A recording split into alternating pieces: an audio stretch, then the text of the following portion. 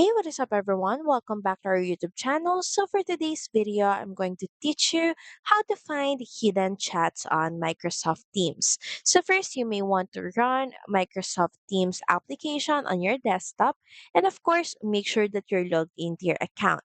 Next, in the left panel, head over to chat.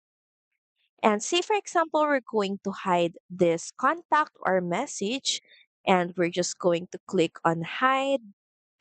So, for you to be able to find hidden messages or chats, make sure that you remember the user or the name of the user, their email address, for you to have an access on the hidden chats or messages. And say, for example, in the search bar, we're just going to search for that specific person and we're just going to click on their name, or we can also try and search for them.